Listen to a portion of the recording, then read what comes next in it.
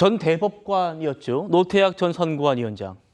수사해야 된다라고 나온 겁니다. 그리고 이 12명, 저희 얼굴은 없지만 정 변호사님 말씀처럼 서울시 선고안위원장, 중앙지방법원장도 수사해야 된다고 지금 나온 겁니다.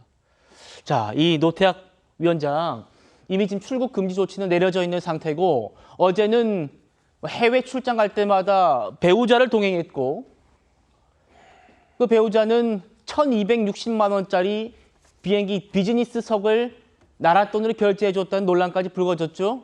국민의힘도 강하게 성토했습니다. 들어보시죠. 노태학 선관위원장의 해외 출장에는 노태학의 아내까지 동반했습니다. 노태학 아내의 비즈니스 항공권, 숙박, 그리고 식대까지 모두 중앙선관위의 예산으로 집행되었습니다.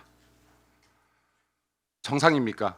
국민의 혈세로 내 아내까지 비즈니스 항공권 태워서 숙식 제공하며 이 긴 시간 해외 출장 다녀서 되겠습니까?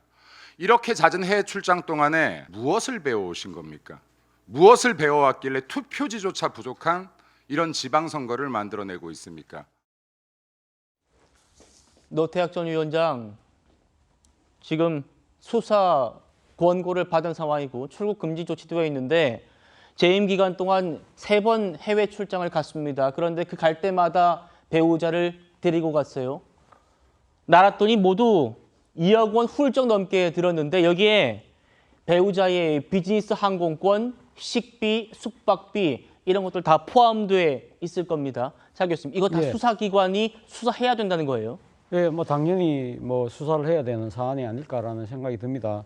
사실 뭐 그동안 그러니까 선관위원장의 배우자의 해외 그 동행과 관련해서는 선관위가 뭐 미리 예산까지 편성을 했다고 하는 거 보니까 일종의 관행이었다는 식으로 둘러댈 수도 있겠습니다만, 그러나 지금 이 선관위가 저질러 놓은 이 그 선거 관리 부실에 대한 국민의 여론을 봤을 때는요, 이런 관행을 넘어서서 이런 관행이 어떻게 버젓이 그동안 유지되어 왔는지를 분명히 따져볼 필요가 있다는 겁니다. 특히 본인들 스스로도 상당히 그러니까 지금 위원장의 부인과 함께 이게 지금 국가 예산을 써서 나가는 부분에 대해서 스스로 좀 캥겼던 것을 알았던 모양입니다. 그러니까 지금 대외적으로 공표되는 예산과 관련해서는 이 내역에서는 이걸 감췄다는 거죠. 그랬다는 거잖아요. 이런 부분들을 본다고 한다면 본인들도 정말 말이 안 된다고 생각을 했다는 것이죠. 그리고 지금 이 외유의 내용도 본다고 한다면 정말 문제가 많다는 겁니다. 말 그대로 지금 사실 뭐 여러 가지 그러니까 다른 나라의 선거 사례를 보러 간다고는 합니다만 과연 중앙선거관리위원장까지 갈 필요가 있었던 사안일까라는 정도의 고개가 갸웃거릴 수밖에 없는 그런 상황이라는 것이고요. 그리고 앞서 우리 앵커께서 국가 의전, 그러니까 지금 오부 요인이잖아요. 오부 요인이라고 이야기를 했는데요. 진짜 국가 의전 서열 5위인데 나가서 만난 사람들이 누구냐면 그 해당 국가의 뭐 한 특정 시의 선거를 총책임 관리를 책임지고 있는 국장급하고 만났다는 겁니다. 격도 안 맞았다는 거군요. 격이 맞는 것이 아니죠. 스스로 대한민국 국격까지 흐트리는 그러한 상황 자체를 딴 사람도 아니고 평생 법관을 해서 가장 권위 있는 자리까지 오르신 대법관께서 이 정도의 판단을 못 하셨다. 이 부분에 대해서는요, 저는 뭐 상당한 이 법적 책임뿐만 아니라 본인 스스로도 상당히 인생을 살아왔던 여러 모든 것들을 상당히 책임지는 차원에서 되돌아볼 필요가 있는 것이 아닐까라는 생각이 듭니다. 예, 김경영 대변인님.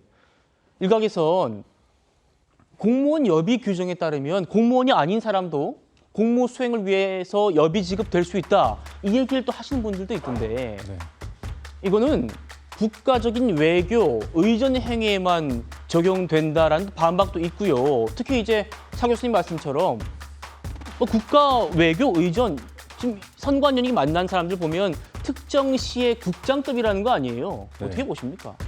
뭐 공무라는 게 있다고 손치더라도 그 목적에 맞지 않습니다. 그리고 노태학 선관위원장이 갔던 곳을 보면 호주, 뉴질랜드, 독일, 에스토니아, 덴마크, 스웨덴 제가 다 가보고 싶은 곳인데요. 와이프하고 같이 가지 않았습니까? 이게 우리가 문재인 정부 때 김정숙 여사 관련해 가지고 버킷리스트 이런 게 좀 있지 않았습니까? 뭐 이게 꼭 그런 건 아니겠지만 문재인 정부 때 임명이 됐습니다. 그러다 보니까 노태혁 위원장의 어떤 배우자도 버킷리스트에 해당되는 게 아닌가 그런 생각을 합니다. 그렇기 때문에 이거는 전혀 받아들일 수밖에 없고요. 무엇보다도 법관이라는 사람이 어떤 사람들입니까? 그리고 대법관이라는 사람이 어떤 사람입니까? 뭔가 갈등이 있을 때 법적으로서 최종적으로 판단을 내리시는 분들이잖아요.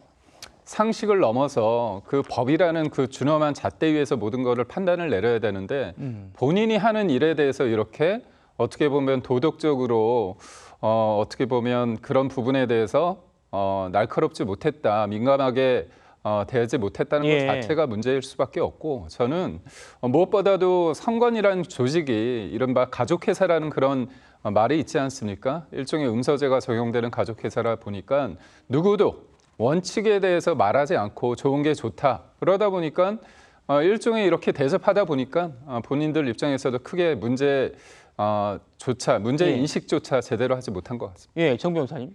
조금 전에 공무원 여비 규정 나와 있잖아요. 예. 제가 봤을 때 30조보다 이제는 더 중요한 게 31조입니다. 31조. 31조에 어떻게 되어 있냐면 공무원이 부정한 방법으로 역위를 지급받았을 때에는 부정 수령액의 5배 토해내야 된다라고 그렇게 되어 있어요. 아, 처벌 규정이 있군요, 또. 그런데 이게 부정 수령액이라고 하는 것은 노태학 전 위원장도 인정하는 거 아니겠습니까? 선관위도 인정하는 거 아니겠습니까? 정당하다고 홈페이지에 정확히 했겠죠. 다 싹 빼놨어요. 그런데 보다시피 비행기 한 번 탈 때 1,260만 원 들어갔습니다. 3번 갔다 왔습니다. 그러면 제가 봤을 때 비행기 값만 최소한 3천만 원 이상이 될 거고요. 거기에다가 이런저런 경비까지 들어갔다라고 하면 최소한 1억 5천에서 2억 넘어가는 그러한 돈을 5배니까 이런 부분들에 대해서 그 노태학 대법관은 빨리 조치를 취하시는 게 좋지 않겠나 그 생각 듭니다. 예.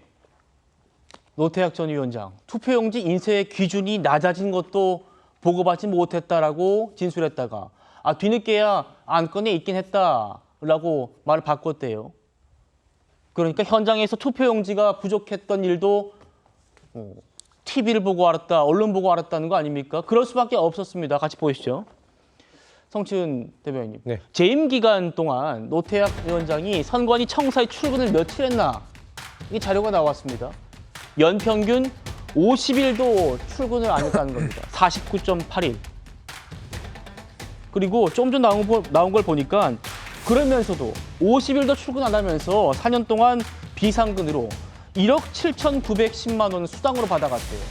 어떻게 생각하십니까? 말도 안 되는 거죠. 그러니까 그 연평균 49.8일이라는 것도 나와서 과연 하루 종일 있었을까? 그냥 찍고만 가도 하루로 체크되지 않았겠습니까? 시간에 대해서도 따져본다면 훨씬 더 적은 시간이 아닐까라는 생각이 듭니다. 지금 노태양 주각선관위원장뿐만 아니라 17개 시도선관위원장도 마찬가지라는 거 아닙니까? 그분들은 더 짧다는 거 아닙니까? 17개 시도선관위원장들은 한 달에 하루 끌어왔대요. 그러니까 그분들은 사실상 회의할 때만 아니면 회의할 때 아니면 안 간다는 거잖아요. 그러니까 이분들에게 이 겸직을 맡기는 것 자체가 저는 이제 무의미해졌다. 이렇게 운영을 해서는 안 된다라는 생각이 들고요. 국민들께서는 또 그 생각할 겁니다. 이분들 겸직이니까 월급 안 받는 사람들 아니야. 뭐 이렇게 생각할 수 있잖아요. 근데 아까 말씀하신 것처럼 다른 뭐 활동비, 뭐 회의 수당 이런 걸로 다 받아간다는 거예요. 그러니까 회의 수당도 심지어 회의 한 번당이 아니라 안건 하나당입니다. 안건 하나당 10만 원을 받고 있습니다. 아까 앵커께서 지금 방금 말씀하실 때 투표용지 부족과 관련된 문제도 그 안건을 올라오긴 했지만 뭐 이렇게 언급을 하시지 않았습니까? 그 안건 검토하면서 그렇게 제대로 검토하지도 않으면서 그 안건 검토한 걸로 또 10만 원 받아간 겁니다. 그런 식으로 이 공명선거 활동비란 걸로 중앙선관위원장의 경우에는 월 290만 원을 받아가고 회의할 때마다 글쎄요 안건이 뭐 평균 몇 건이었는지 좀 나오진 않았습니다만 예. 뭐 한 5건을 한다 그러면 회의할 때마다 50만 원씩 더 받아가고 그러니까 그 겸직이기 때문에 월급은 받지 않지만 사실상 평균 그 직장인의 월급만큼을 이 활동비나 수당으로 계속 받아가고 있었던 것이거든요. 그러면서 일은 똑바로 안 하고 일은 제대로 안 하고 이런 식으로 부실하게 운영한 것을 넘어서서 아까 우리가 처음에 다뤘던 것처럼 출장을 갈 때 부인을 데려가고 부인과 관련된 것도 그 규정도 묘호하고 이런 것들에 관련해서 얼마나 국민들이 분노하겠습니까? 그렇기 때문에 저는 지금 이 선관위의 부실 문제와 관련돼서 진상규명하는 쪽도 매우 중요합니다만 사실 앞으로 그럼 어떻게 운영할 것인가 이거에 대한 정치권의 심도 깊은 논의가 좀 빨리 이루어져야 되거든요. 예. 너무 이게 산발적으로 이루어지고 있어요. 정치권은 일부에서의 뭐 각자의 주장만 나오고 있기 때문에 지금 특검, 뭐 국조 이걸 넘어서서 그럼 선관위 앞으로 어떻게 할까에 대한 국회 차원에서의 정치권 차원에서의 논의가 좀 빠르게 이루어져야 될 거라고 생각합니다.